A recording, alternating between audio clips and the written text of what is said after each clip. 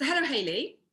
Thank you for Hello. joining me. So you are Hayley Bystram from the Bowes-Lyon Partnership and Introductions Agency. Is that correct? That's correct. Yes, lovely to meet you. Thank you. Lovely to meet you too. So I'm really excited to talk to you because I love the topic of love. I love Yeah. people and psychology. So this is all mixed together. So do you want to just give me a really quick summary of your background, your history, and why you do what you do? Yes, indeed. So, Bowes-Lyon Partnership is an introductions agency, and we match ladies and gentlemen together. And the background to that really is all about customer service because we are a service agency. So, my background had previously been in hospitality and working in America as part of my education, which is just the premiere of customer service over there. And that really was quite the inspiration for it, because what they do there doesn't, we don't do it over here as much or to the level that they do. And I always wonder why. And so I feel that was a great background to bring in that level of customer service. And that's what I translate into the agency.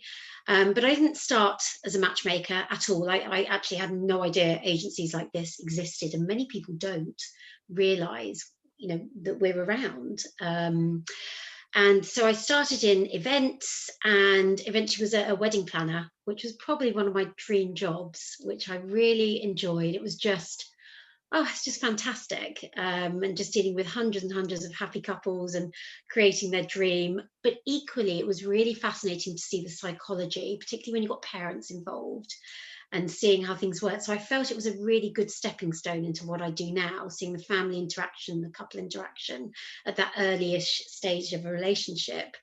But met and married my husband, ex-husband, in my early 20s, and I was divorced by 29. And a divorce wedding planner is kind of bitter. It wasn't really the career for Don't kind of me whisper, then. it's not going to work from the sidelines, do you? Slightly. All these happy couples would skip in, all engaged, and they would say, well, we're going to be spending this much on flowers. And I'd think, really? Do you want to? Save it for the divorce lawyer. Because I'm thinking, this has got 2 years. I was so cynical and so bitter. And it was actually a very good friend, and it takes a good friend to sort of say this, someone close to you, who said, stop raining on these lovely people's parades, stop being such a cynical cow, and you need to get out of this because you're not doing yourself any favors, you're not doing these couples any favors either. And she said, you can stay in the industry, just look at the other end of it, like where singles are. And it was just like a light bulb moment. So I thought, right, brilliant, because I am a bit of a romantic and I do love that side of it. I was just going through a moment in time where I didn't believe in it and I knew I'd get out of that.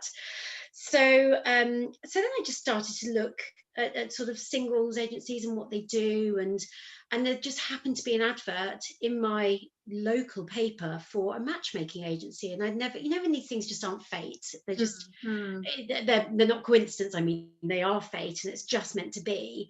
And it just jumped out the page, and I was like, that's it. That I'm going to go get that job. And so I didn't really have much to lose, I suppose. At the time, I sort of was going through my divorce, and you kind of feel like you're at the bottom. And I think when you're in that position, you take a risk, because you're braver, aren't you? Because like you do have, I mean, I got divorced not in my early 30s. So, and I know that when like quite often in life, I've taken what is seen now to be quite a brave decision. Actually, when you have nothing to lose, you can do it, can't you? In a way that you wouldn't do when you have a lot of life and you're quite safe and secure. You don't want to make that risk then. Yeah, so it didn't really feel like that much of a risk either. So I just made this huge transition. I've been building up in this career, really enjoying it, and then I was just going to leave it and just start something else and work for someone in an industry that I knew very little. That end of the industry, I didn't know much about it, and I just decided, I was like, right, well, I'm going to go get this job. And I did. I just went and got the job, and started working in it and thinking, actually, this is quite big. How did I not know about this before? And I was single, and I was thinking, well, where do people go to meet someone? And I tried the online, and this was probably about 12, 13 years ago now. And back then, the algorithms aren't what they are now. They're nowhere near as sophisticated. It was more like a GPS system, and you were just matched with people that kind of live close to you. And the embarrassing is that you kind of knew those people. So the whole thing was utterly cringy. The worst thing I ever about this is around that time, a friend of mine had got divorced, and it was not an amicable divorce. And she went on one of those that sort of matched you in percentage-wise. And the person that came up as her top match, I think it was a 97% match, was her ex-husband. Oh my gosh. She came off internet dating after that. Yeah, and that's it. That's the killer. And so that's what I was finding. I would go and be like, these people are a good match. This is highly embarrassing. When I was working for this agency, it was for older clients, actually. You've frozen.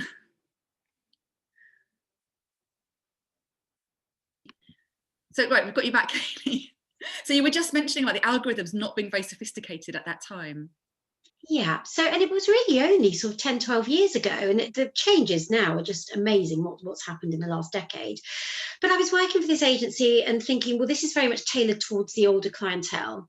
And it almost seemed to be very old-fashioned, and it was sort of matching the right family set with the right family set, the right social circle with the right social circle, the right family name with the right, all sort of centuries-old matchmaking style. And I thought, well, this really is a structure that would suit my age group, sort of 30s, 40s. And I would prefer to do this than online dating, rather it more a tailored approach, and also more someone else doing the legwork, because you work all day, you don't really want to sit on the computer all night doing the massive filter process that you have to do to find that needle in a haystack online. And I thought, so where do people go of my age that want this sort of service? And I looked around and there wasn't really anyone doing it. And again, still in this position where I didn't really have much to lose. So I thought, well, screw it, I'll start a business. Just one of those, Friday evening, I'll just start a business. I'll just do that. And it was an easy decision because there wasn't much. I'd just taken this leap into a brand new career, hadn't really established myself yet. And I still didn't have much to lose. I was still sort of going through the divorce proceedings. And again, it just seemed very easy to take a risk. And my business plan was last a year in business. That's it. And just keep it simple and just plug away at that. Don't confuse things too much. Just keep it very, just that sort of focus. And so I sort of started around the 30s, 40s, and people related to me because I was that age. And a lot of my competitors at the time, like the market that I was aiming for, they were all run by sort of much older ladies, quite sort of matriarchal types who have been in it for 25, 30 years, and they were quite scary, really. They reminded me of my house mistress at school. And I was like, well, gosh, I wouldn't really feel very comfortable opening up, and I'd feel a bit scared. And if she told me I had to meet this person, I just would, because I'm scared. And I thought, well, there must be a service where someone can just talk to you about what they feel and what they want, and you get it. And it's more relatable and more on a friend's level rather than a contractual business, someone telling you what to do. And so that was the structure behind it. And so it didn't really start with huge amounts of thought or planning. I just felt that there was a niche in the market that solved my problem. And if it was solving my problem, it must solve other people's problems. And so that was how it started. Actually, when I teach people how to start business, that is the process I tell them to do. Just look around, see the things that you complain about, your friends complain about, is missing. Because if, like you say, like if you're a fairly typical person, you're not going through a unique experience, and you can't find a solution to a problem that you have, then there's going to be other people who have the same problem. Yeah, so you don't have to reinvent the wheel, you just have to kind of tweak it slightly. And so I've been working at this agency, so I just thought, well, I'll just take that sort of idea and structure and just put it to a different market.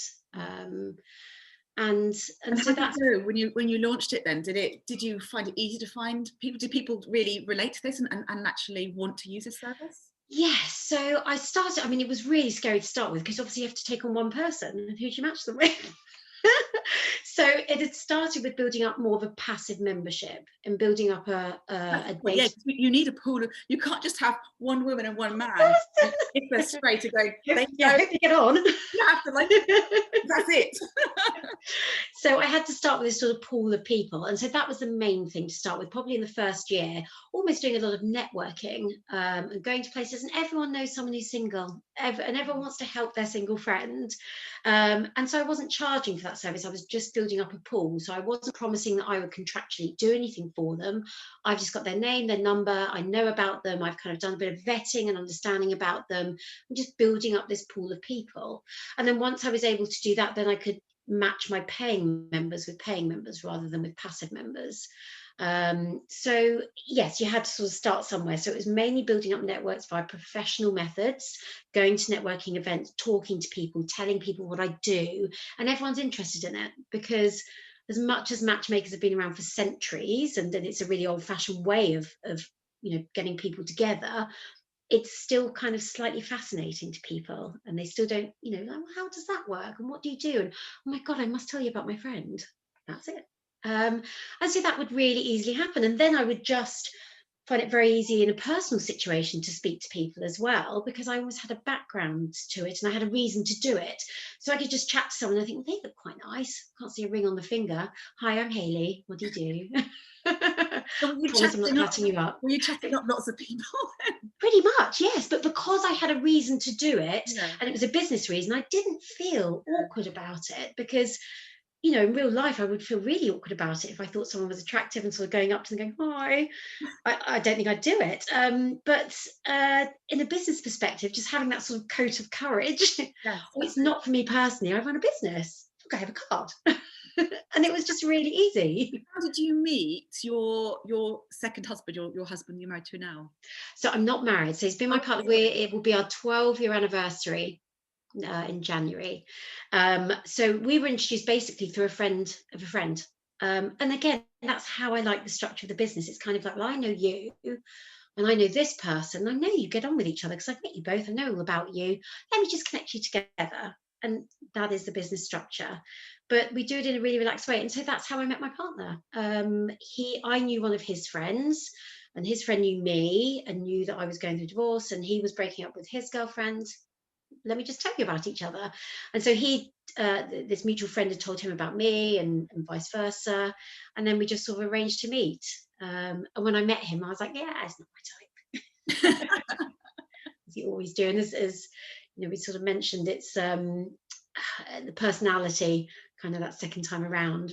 And you understand what the longevity of a relationship is and what are the qualities that you're looking for. Yeah, exactly. Like a nice figure and a nice smile don't necessarily make for happy relationships. Yes, yeah, you've got to look at the qualities and the traits which ensure that longevity of relationship, and that's very much what we focus on within the membership. Of course, you've got to have the attraction as well, but when I was married in my early 20s, that was the whole thing. It was like, wow, I'm bowled over, and this is like a whirlwind, and who cares if we're not right for each other? You just find a way to make it work. And then I sort of got to my late 20s. It's very much that Hollywood version of romance, or the fairy tales. You live happily ever after once you meet, and with no thought to actually what happily ever after really means. And yes, yeah, what are the things that you need to make that happy ever after? You're just focusing on that initial attraction, that initial spark, and oh my god, it's going to be like this forever. And then by the time I got to my end of my 20s, I was like, we have nothing in common. We're in such different directions. How did I not see this? So that's actually quite a useful background for many of my members as well, to understand that I've been through that, and I've had those relationships that haven't worked. Yeah, do you think that your divorce is part of what makes you successful now, because you understand how a marriage can fail, Yeah. and sort of that it needs a bit more than just, hey, he's hot or she's beautiful. It has to have, I know we all know that anyway, but actually reality, you have to kind of almost get past the physical attraction, because sometimes that is so overwhelming when we first meet someone, isn't it, that we're just so into this physical attraction that we don't, we shut down the logic part of our brain. And completely. You just put your blinkers on, and you just ignore those red flags and those things which make you go, we want this person to be the one, don't we? Yeah, we don't, and we like you say, we dismiss the things that our logical brain would say, well, hold on a second. Yeah, it's the rose tinted glasses, and you kind of take this square peg and you just think, well, if I just mould it a bit, it will fit in the round hole.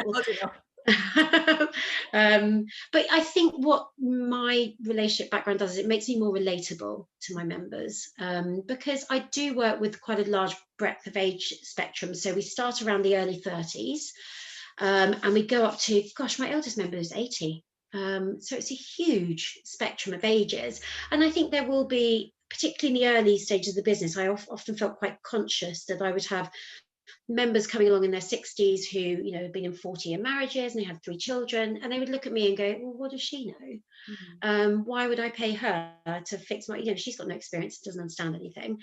And then once I shared, and I do this a lot with members, you know, we talk, I ask a lot about them personally, so I'm more than happy to offer them information about my personal life. It's important to build that rapport of trust. And once I actually said that I'd been divorced, they found me more relatable, I think. So actually, I do find it has helped me hugely in business. It's odd. Career move. It was a great career move getting divorced. Yeah, it's so strange because you think these things are just like the absolute devastation and catastrophe of your life. But honestly, there's been so many benefits that have come from it that I can look back at it now and think I'm so grateful for that experience, because it's really shaped and helped and molded, and it's why I am where I am now. And I'm really grateful for it. A year afterwards, I wasn't like that. No, time's a healer. I mean, you know, obviously I haven't created a dating agency out of my divorce. But yeah, similarly, you know, when you're in, and I think that's true of many awful experiences, in the experience and just afterwards, you are at a real low, and you do think it's the worst thing that can happen to you, and you do wonder why you, and all those things, and you feel like a failure.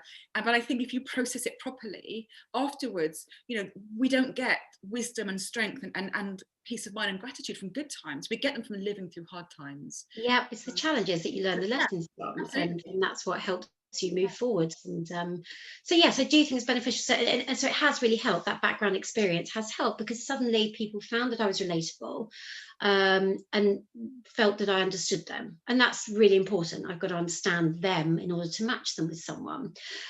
So starting in the sort of 30s, 40s age group, I would get people coming to me because they would relate to me on an age level and probably a social level and career. You know, we're all quite similar in terms of our paths. And then it started to stretch into slightly older generations, and that's because the apps and things were really starting to emerge. I mean, when I started over 11 years ago, they weren't around. It's amazing how quickly this industry changes. But I do feel that matchmaking is one of those things that's centuries old, and it just kind of keeps going through all these changes. You know, these apps, some of them won't be here in years to come, but the matchmaking still is. So it is old-fashioned, but it's love, won't we? Always looking for love. Yeah. So once the apps sort of started coming on the market a lot more, then the younger generations were going there because it was easy and speed and efficiency and suited their lifestyle. So whilst I previously sort of been 20s, 30s, 40s, I now then dropped that 20s age bracket because I couldn't compete with those apps. And I didn't want to be that style of dating industry. I knew what I did, and it resonated with me, and I knew it worked, and I didn't want to diversify because there was this new emerging way of dating coming out. So I thought, no, I'll just stick to what I do. I know it works, stick to that. And, you know, it's a massive industry. There's space for everyone. And I sort of took that sort of decade age bracket and just slotted it on the end. So then I was working with the 50s and the 60s. And at that age group, it was more about people that were divorced or even widowed, and they were looking for something different. My younger generations were looking for marriage and family, and their list of criteria was very much focused on that and who would be their partner for life. And then my divorcees were more a case of, you know, I've been in this long-term marriage for 25, 30 years. I have no idea where to start in terms of meeting someone. How the hell do you go about it? Because I remember having a lovely gentleman who came to me, he was much older, he was in his 70s, and he said, I met my wife at a dance, and I've looked around and I can't find any dances. So I don't know where else to go, so I've come to you. And I was just like, I will make this work. There are no dancers. And so that was a great market because they just didn't know where to start, and often their social network had shrunk slightly to be, I don't know, couples that were school friends from the school gates, that, you know, you're friends with their kids and all that sort of stuff, and they just didn't know how to get outside of those circles, and they felt really daunted about it and really unsure of this whole new scary app online world that they'd never experienced before. So I seemed like quite a safe option, like someone who could hold their hand and guide them through it. So that was what made that age group come to me. And then we sort of got older, and it was sort of 60s, 70s, and they were often widowers. And again, they just thought, you know, they didn't, very independent, they probably weren't going to get married again, they probably didn't want to live with someone. It'd be really nice just to go to the theatre with someone or go for lunch. And that's that market. So as much as it's a dating agency and we cater for long-term relationships, it means such different things to different people. And so I almost feel that I have sort of 3 or 4 different memberships, and it's just based on people's future aspirations. And that's where we start with the matching. What do you want in your future? Where do you see yourself? And you match them with someone that has that same vision, because you could have every compatibility and the attraction could be there. But if you want different things out of life, the relationship won't grow like that. It will just go like that. Yeah. So we start at the very sort of end. Where do you want to be? And we work backwards from there. And so that's how it's grown. So it's a really broad spectrum of people that we work with, who all want a committed relationship and a partner to share and enhance their life, but it means different things to different people. So what does that mean to you? And then we work on finding that person that matches that vision. And that's, I think, good kind of approach, even if someone wasn't going to use an agency, how they look for love. Because I'm at an age now where, so I got divorced. I was a trendsetter. I got divorced in my early 30s.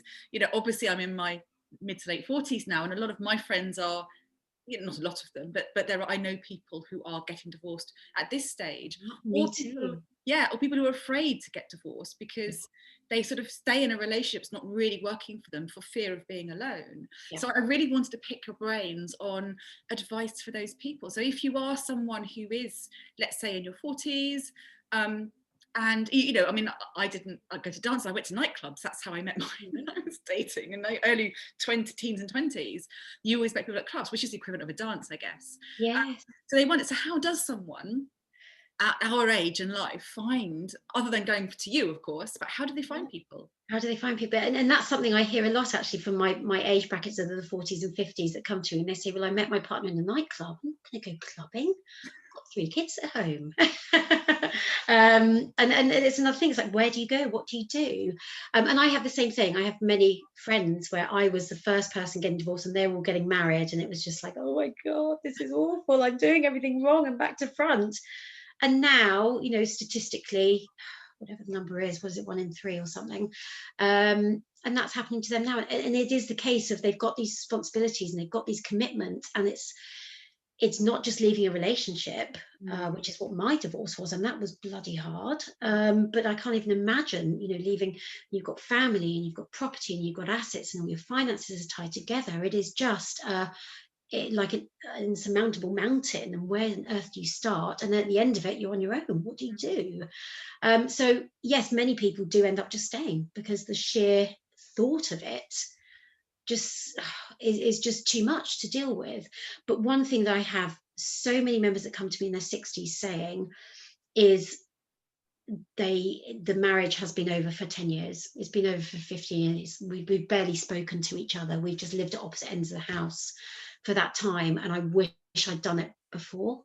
But we stayed together for the children, we stayed together for the finances, and they all talk of this regret. And I think it's a generational thing where it's kind of like, if it isn't broken, if you kind of make your bed, you lie in it, that sort of attitude. Well, I look at my grandparents and things like that. I think I was one of the first to get divorced in my family, and then it was like a domino effect. It was almost like everyone was waiting for someone to take that first step, and then suddenly one after the other. There is a lot of, I was always a good girl when I was younger at school, and only bad people got divorced, either you were a Hollywood celebrity going like Elizabeth Taylor, or there was something wrong with you if you. This was the sort of the thing I grew up with. Yeah, me too. I stayed a lot longer in my marriage because, for better or worse, I'd made that promise. So it just happened to be worse, just tough luck. But also the shame, and I don't know about you. For me, when I got divorced, it took a long time for me to come to terms with the fact that I'd done something that didn't feel like it was me. But once I got rid of that, and this is the really liberating thing, and I hope if someone's listening and feels similar, it can help them, is that once you get rid of inherited baggage you're given, like you don't get divorced, so it traps you into this interpretation of a life you have to lead. Once I got rid of that value, that I was able to question other values and go, well, actually, I don't have to live my life according to other things I've just inherited by society and my family. I can go and do the things that I want to do. So it actually ultimately was quite a liberating thing. Yes, it is. Yeah, very much so. And I found exactly the same thing. It was sort of staying in it because worried about what people would think. but then you just sacrifice your own happiness and your own health for so long. And it's something that I hear time and time again from my divorced members, is that they should have done it sooner. And there's often the thought, or people have come to me because they've lost their parents and now they're going to get divorced, because it would just bring shame on the family if they hadn't. It's so strange. It sounds so old-fashioned, but it's still so prevalent, actually. It hasn't moved forward that much.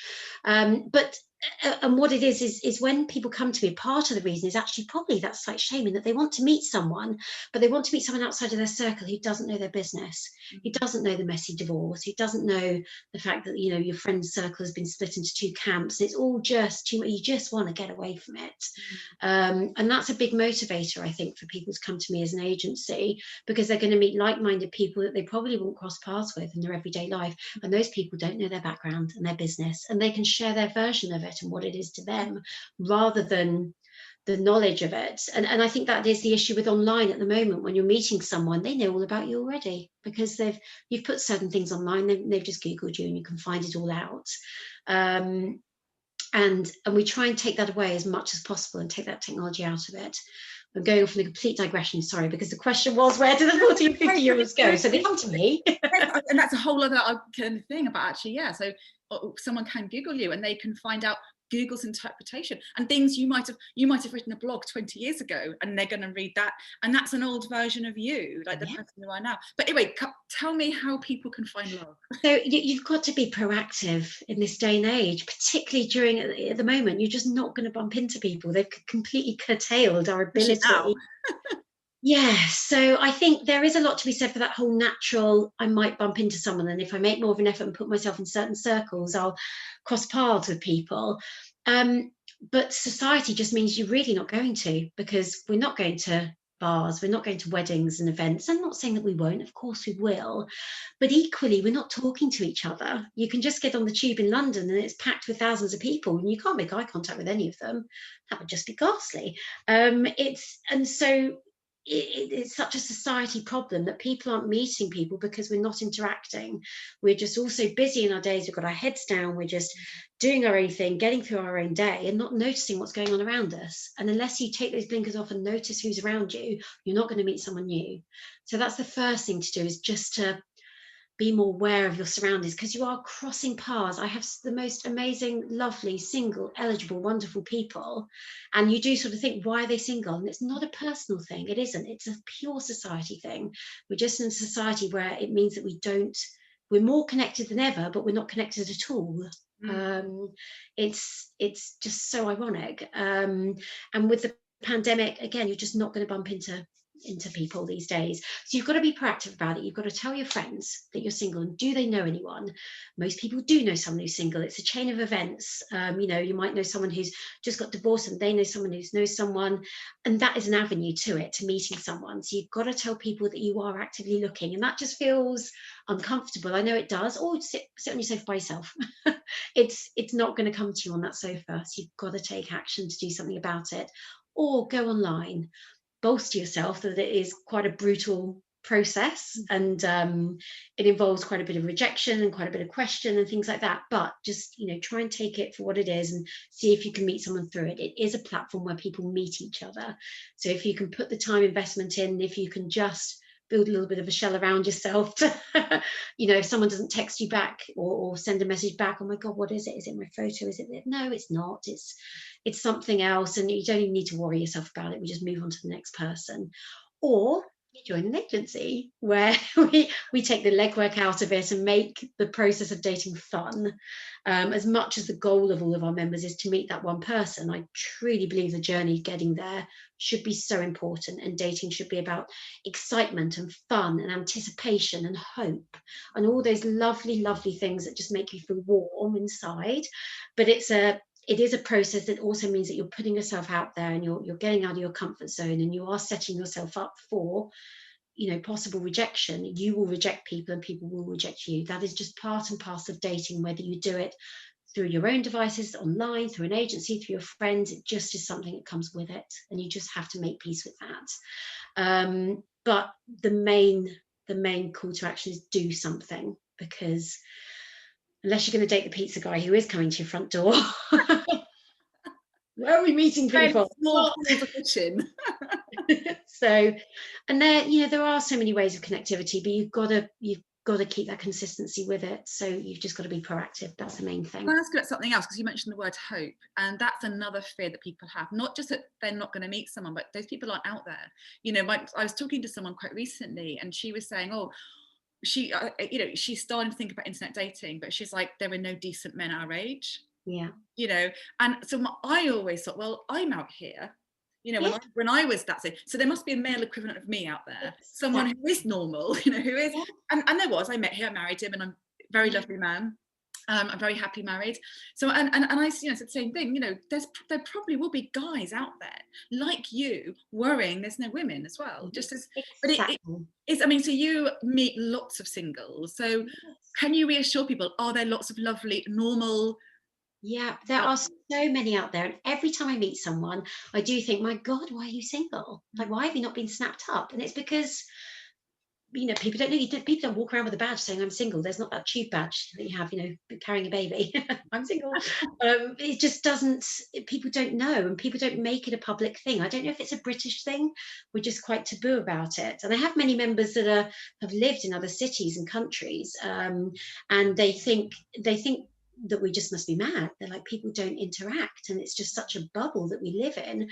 And when I was in New York, it's so easy to meet people, but here is ridiculous. People don't talk, and maybe it is a bit of a British taboo. We just don't air our personal business that much. We still don't. I mean, it's hugely improved and racing ahead in recent years, but still, we're a little bit reserved about it. But there are so many out there. Honestly, I have hundreds and hundreds of them, and they're single and they're eligible and they're lovely and they've got so much to offer. But chances are, if you have a busy life and you go to work and you've got kids and you do the school run and you come back and then of an evening you recharge and you spend time with, where are you going to cross paths with these people? And are you going to notice, even if you do? What I find really ironic is so many of my members should have met each other. They should not have had to come to me to do it.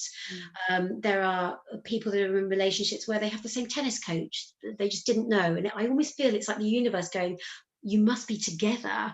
Yes. But because I was trying to throw them together and nothing was working until they met. And because of the society around it, they're just not matching with each other. And I always hear, whenever my members meet each other, they have acquaintances in common, or their children went to the same gym class just on different days of the week. Or my favourite at the moment is a lovely couple who used to holiday in the same house in Spain every year. Both families had the same mutual friend, and she would go for the first 2 weeks of August with her family each year, and he would go for the second 2 weeks of August with his family each year, every year. How have they not met each other? They never. And they met through you.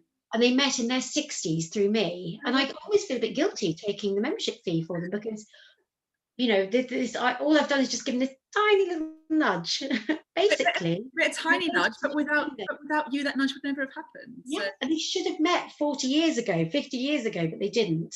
Yeah. And it is, I do work with a certain niche clientele, and they are very similar, and they probably go to the same clubs, and maybe they have the same hobbies and interests, and they're members of the same galleries and things like that. But there is always, with each member, there's an astonishing story of why they should have been with that person beforehand. I am a huge believer in fate, but just today's society means you've got to give it that nudge, and you've got to give it a bit of proactivity, because it doesn't just happen naturally these days anymore. I think as well as actually you being the conduit by which they meet, but also going via you, there's a sense of safety, isn't there? Like that you've in some way vetted this other person, and that, it's like an insurance policy. They're not going to meet someone who's really horrible. You have checked out. So it's not just about you bringing two people together, but it's that reassurance that it's safe to meet that person. And that's a big thing these days with the security as well. And we read so many stories about scams and things like that, because it's scandalous and it's interesting. For all of those, there's other stories where it works, but that's not so fun to read. So we're just told about all the scandal. But I almost see it as back to front dating. So if you were in a bar, which we would all love to be in, if we were in a bar and you saw someone at the bar and you thought, well, I think they're attractive, you'd want to know, are they single? What do they do for a job? What's their upbringing? What's their family background? Where do they live? What are their children? What are their hobbies and interests? What do they want for the future? You'd want that. All of those things are important in order to commit to a relationship with someone. With us, you know all that information. We have all that, and you're going to meet them to see, do you find them attractive and is the chemistry there? Because you don't know that until you meet face to face. I wish I could say I had that magic potion, because I'd be sticking a few extra noughts on my membership fee. I'd be on a beach in the Caribbean. But it doesn't exist. You can't bottle chemistry. It has to happen in person. But you will have a higher chance of that compatibility, because we all have these certain things that we need in a partner. And so my members go and meet someone knowing that those things are in place. They've got those answers tucked up their sleeve, and they're going to see if that connection is there. And it's not to say that happens straight away. Some of my greatest relationships are the slow burners, where they get on really well and they're quite like-minded and they're on a similar wavelength, or actually they have quite different opinions and they just bounce off each other in conversation. And those are the ones that sort of grow, and now the traction grows, and they're the lovely ones. The ones where it's sort of fireworks on a first date, and oh my god, we were going to just go for a coffee and we end up being together for 6 hours, and I think, gosh, you've just done date 1, 2, 3 and 4 in one go. Where's the excitement and anticipation of meeting them again? Because you found out so much. You've got to date in a certain way where you build that enjoyment and that excitement, and you meet someone and you leave on a high and really look forward to seeing them again. That's how you grow attraction. It doesn't have to just be face. That intensity can burn out quite quickly, can't it? They do, yeah. We've all had that when you've met someone, even just friendships. You're like, oh my god, we've got so much in common. Let's be together forever. And then a week later, you're like, oh, I'm actually really bored of you now. Yeah, they're really annoying. Like, I hate the way they breathe. It is that, yeah. And that's the rose-tinted glasses.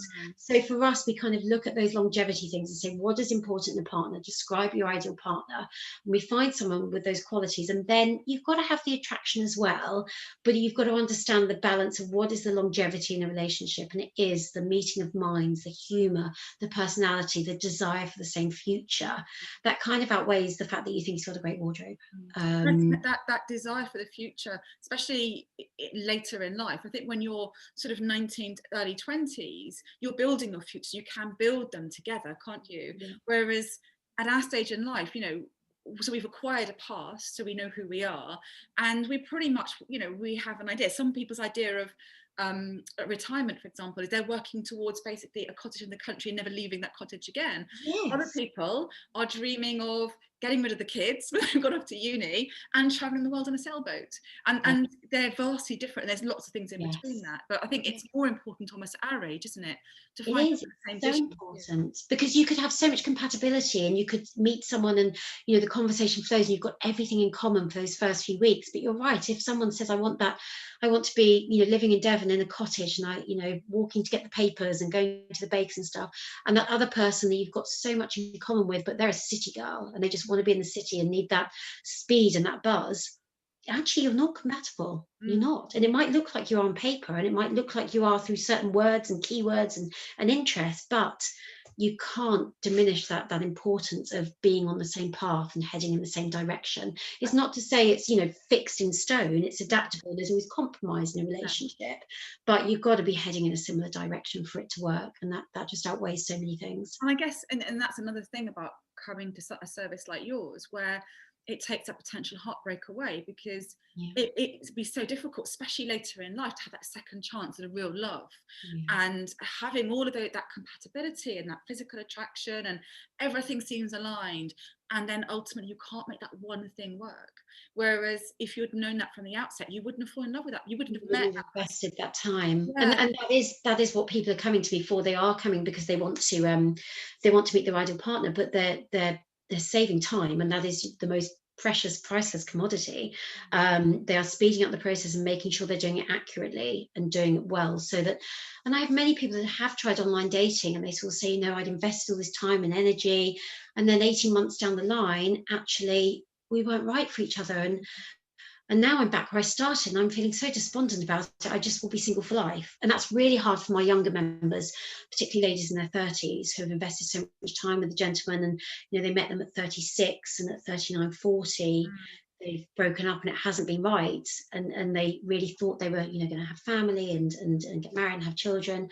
And suddenly the thought of having to go through all that again is just makes them feel so despondent.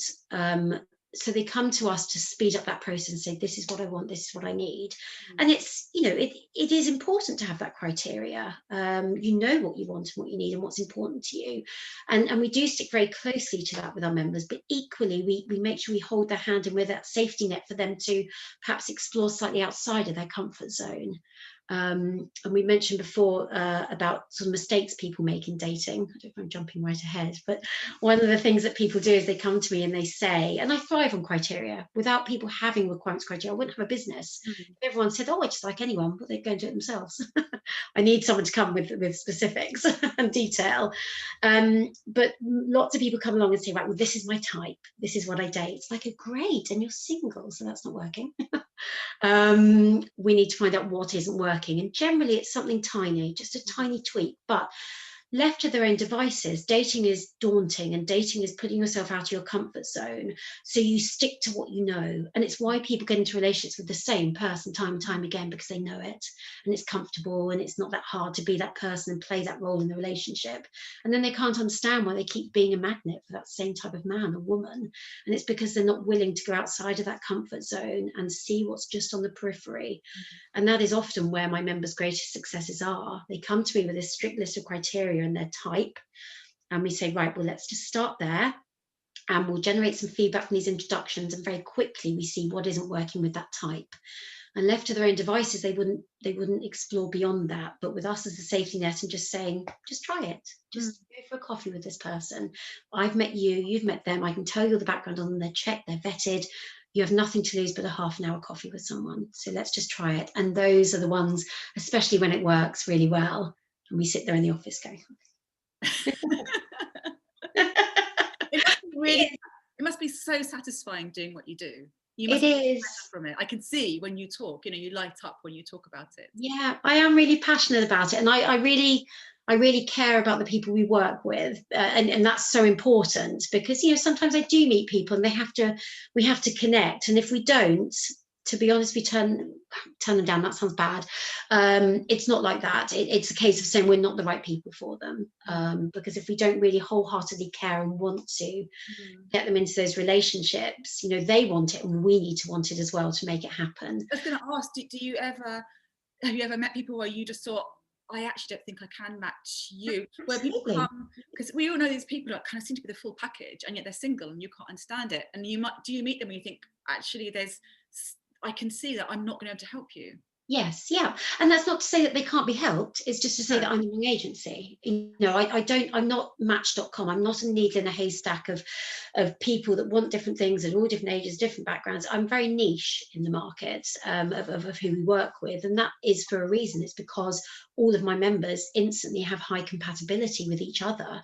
And that's how we have our success rates. We work with a certain niche market who are all very similar, because we're going to have higher compatibility and a higher success rate. And we're a service business. My success rate is what builds the reputation. So, you know, I can't diversify from that and dilute that. But there are people that come along and they're looking for something that I can't deliver. And so I wouldn't waste their time and money. And it's not to say that there isn't someone out there for them. It's just to say that I'm not going to be the person to find it for them. So what that would be is probably people with massive age differences. So not to sort of stereotype, but say 60-year-old man looking for a 20-year-old girlfriend. That's not me. I don't do that. We look around 5 years either side. We think is a very good gauge. But there are many agencies that do that, so they can go there. It is mainly people that just don't fall into my niche, that perhaps, I don't know, they live in Australia for 90% of the year. Yeah, I'm going to struggle. And I charge a very high fee. I'm not going to take that money from you, because, you know, you're going to be disappointed and I'm going to spend all my time trying to make this work and it's not going to. It's just the logistics and what I'm able to do. So yes, we don't take everyone on, because that would just lead to it would just lead to a dent in my business reputation, really, if I can't match these people. So we know who our market is, we know who our client is, and I have the courage to say, you know, we charge a high membership fee. It's a lot of money to turn down, but it's that 80-20 rule. I will spend 80% of my time on that 20% of people that aren't quite the right fit. So I have to have the confidence to turn those. That's why you're able to, you charge that money, because people will pay for a specific, a service that they know is going to be good. And if you diluted that service, thinking, if you got not greedy, but thinking, I don't want to, that's a lot of money, I'll turn it down. Yeah. Ultimately, it's a very short-term thinking. It's a lot of businesses where they're kind of short-term thinking, I'll Oh, take the money. absolutely. But Yeah. long-term, you have to kind of have your mission really clear in your niche, and have Yeah. courage to stick to your niche, because that's where your success lies. Yeah, absolutely. And it's been something I've learned over the years, and I've taken people on because it's been really attractive at that moment in time. There'll be situations where business can take a dip, like with pandemics and Brexit and things like that, where people suddenly go in a limbo position and don't make many moves. And that has an effect. And so then someone could come along and you're like, oh, they're not quite right. In normal times, I wouldn't, but I'm going to. And that is so the wrong thing to do, because particularly for me, what I realized very early on, because I did used to take people on, and then a couple of months in go, God, I made a mistake here. And then all those times I would always actually give them money back and just say, nothing against you, nothing against me, we're not the right fit for each other. And always leave it very amicably and be very, very fair about that. But if I take on a membership fee in that moment of time for the fee, I'm risking my business reputation. And my business reputation is pretty priceless. It's taken me years and years to build it up. So I'm not going to risk it for a one-time fee. And so it's having that confidence and that knowledge of what works and what doesn't. And that really has just been experience. And then making those mistakes and learning from those mistakes and trying not to make them again, or making them at a smaller level each time until you've eliminated that problem. Isn't it? That's how that's how you get business. Yes. It's also it's a good reason why you're better off growing a business organically and from small to large, rather than kind of getting loads of I've seen this happen, get loads of investment early on, grow a huge business from the beginning, but you're making more expensive mistakes. Make them while you're small, learn from them. As the business gets bigger, it's a wiser business. It's funny because I made quite a few decisions now with business, and I think, God, if this was my first or second year, I was so like wild. I would just go, yeah, I'm going to do that. Yeah, I'm going to do this. And now I sit there going, shall I do it? Shall I? Let me do this.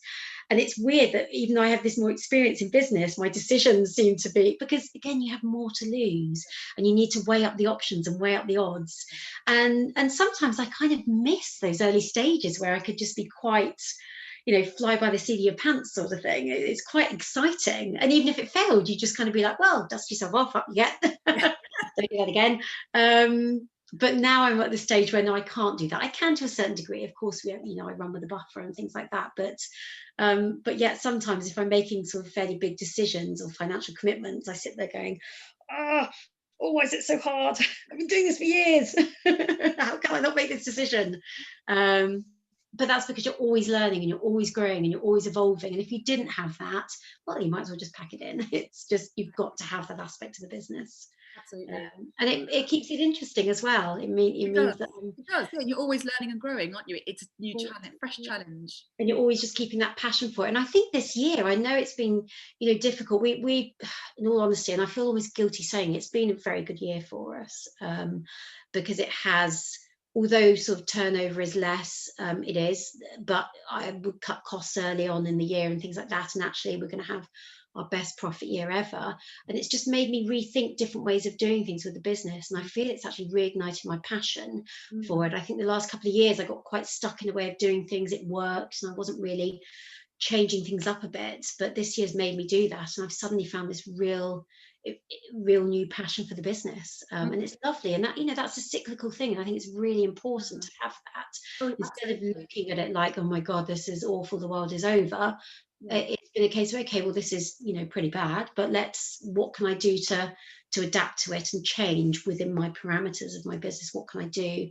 And it can be exciting as well, I think, because that when you've been in a business established, you tend to sort of just, it's a treadmill, isn't it? You kind of, it works, you do it. And it's that bringing that entrepreneurial excitement again. It's like, oh, I've got a challenge here. I'm going to have to be creative in how I solve this.